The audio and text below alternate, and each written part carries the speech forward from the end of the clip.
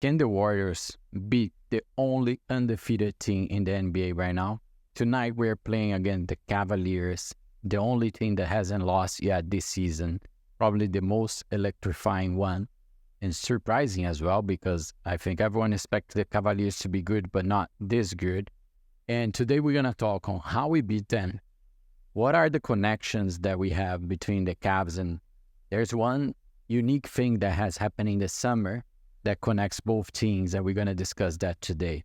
So it's, again, another chance for the Warriors to prove themselves. We just beat the Celtics. Everyone's in shock, but the Warriors are now considered a real contender, definitely a playoff contender, and we'll prove tonight that we can still do it, reminding that right now, with the results we have so far, we're still going to finish this road trip with a positive record, which is already impressive and really good for the Warriors. We have the game tonight. Let's look at the schedule.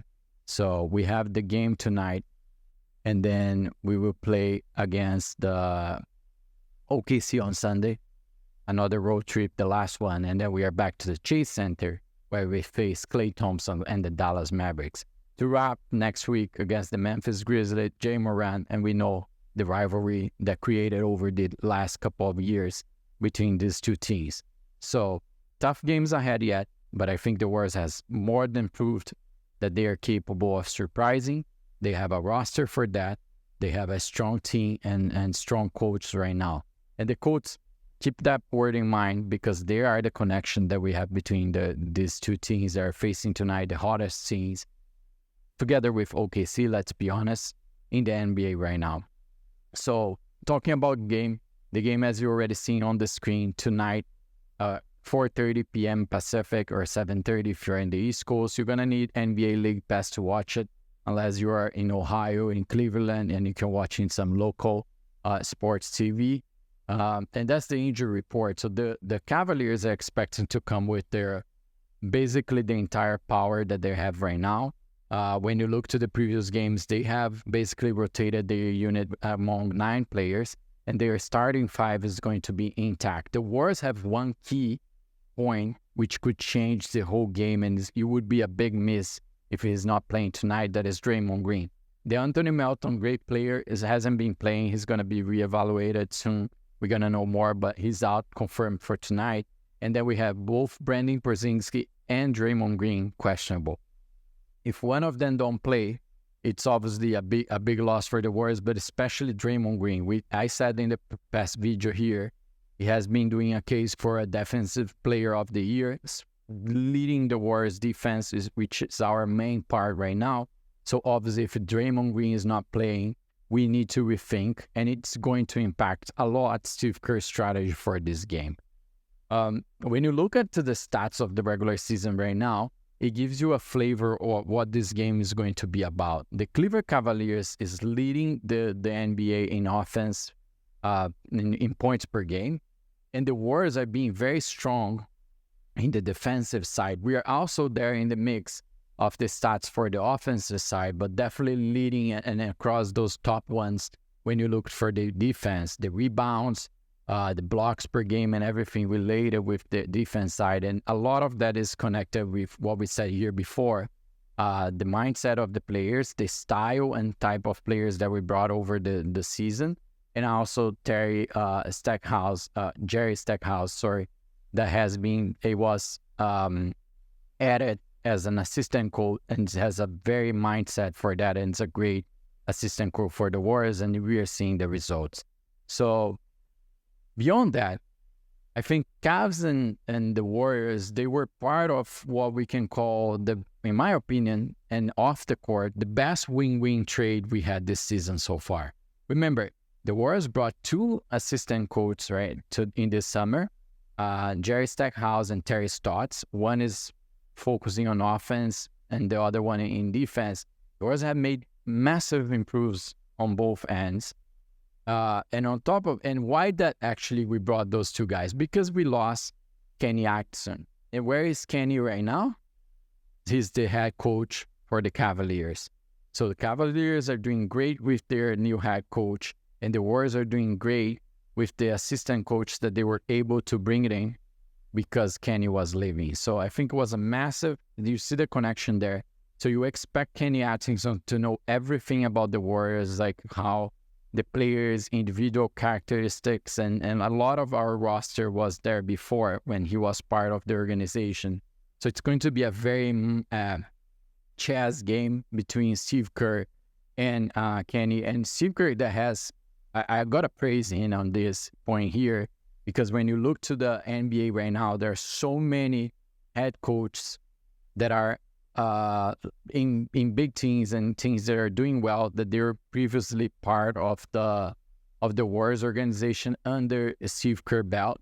So I think it's amazing. You see how this guy is respected. I think Steve Kerr is actually more disrespected among fans than the organizations and the players, because he's actually a great guy, like a great coach.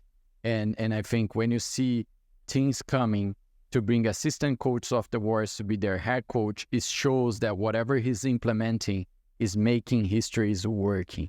So that's going to be very interesting.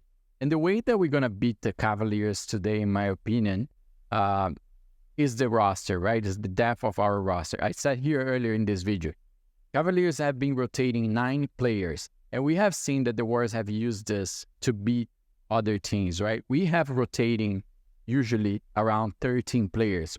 Someone's going to play more. Obviously, we expect more minutes of Stephen Curry, more minutes of Andrew Wiggins, Draymond Green if he's playing. But we are rotating with a very a considerable amount of minutes, 13 players, which is a lot more than is used teams used to be in the NBA. And what that allows for the Warriors to be really strong in the defense. You see how the things are connected. So I do expect that these guys, when they come to the floor, they will put all the energy, because the Cavs are shooting really well right now. They have volume. They have athleticism with Donovan Mitchell. They have size. That's another point. Like, the Warriors are leading the NBA right now in rebounds, but we struggle in that game against the Clippers, our only loss.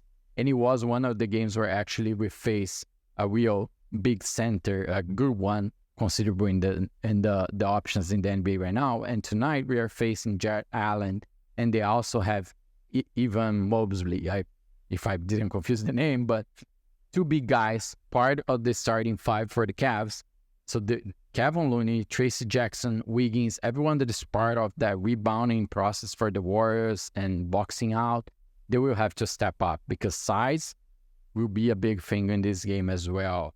Jarrett Allen's averaging almost 12 rebounds per game, so it will be a big piece. And I wouldn't be surprised if, again, we see a lot of minutes from Kevin Looney, which has been performing well in rebounds, than Tracy Jackson. Even I think Tracy Jackson has a big value in the offense side as well. So this roster here, it will be a big thing for how we beat the Cavs. It's the intensity, the defense, and hammering and doubling in the defense. So that's how we beat them, is with more will, more energy, more power, and taking care of the size. I think a lot of the stats among those 2 teams right now, they're very similar, but the Warriors have more players that have a deeper roster. And if Draymond Green is not playing, what is the path, right? A lot of people are saying around that we should see Jonathan Kuminga if Green is not playing. I would be surprised with that. And the reason that I say I would be surprised, even if Kuminga starts, in my opinion, Kuminga is the weak link in the defense side, unfortunately. He's still not strong on that. He still has to evolve. So it wouldn't be surprised for me if actually Steve Kerr puts Kyle Anderson on that position. I think Kyle is a great defender, very smart play. We have seen that he can do that guarding and playmaking a little bit as well as Draymond does. So I do think that they have some sort of similar characteristic. I wouldn't be surprised actually if he steps up as that starting 5 in case Draymond Green is out, or even that Kuminga starts. We will see a lot of minutes from Kyle Anderson to replace that Draymond Green, because again, we will play against the team that is leading the NBA in points. So we will need to be very strong. So Kevin Looney, Gary Payton, all those guys that have a very defensive mindset and they're really good on it, I wouldn't be surprised that, again, we see a lot of minutes from them. And then obviously in the offense, we will be led by Stephen Curry. I would expect Andrew Wiggins to step up as well. And then the other guys, it goes as games go so far, right? Some other might step today versus the last game. They have been like on and off. It's like when you have this a little bit above average players, you expect that they're gonna oscillate. But that's the good what we have. Like, it's hard to say which one will step up beyond Stephen Curry, Andrew Wiggins, John Kuminga, a little bit of the bench, but you know someone will. Buddy Hield, obviously, it will be very weird and unusual that no one plays well. So, and that's what makes the Warriors so powerful in the offense as well. So, I want to know if you think the Cavs will be the toughest battle we have so far, and can the Warriors win it? What do you think is the recipe, the way that the Warriors can beat the Cavs, and that can really put us at that big contender, one of the best teams in the NBA right now? Leave in the comments. Don't forget to subscribe for the channel. Have a great game. I see you tomorrow. Bye.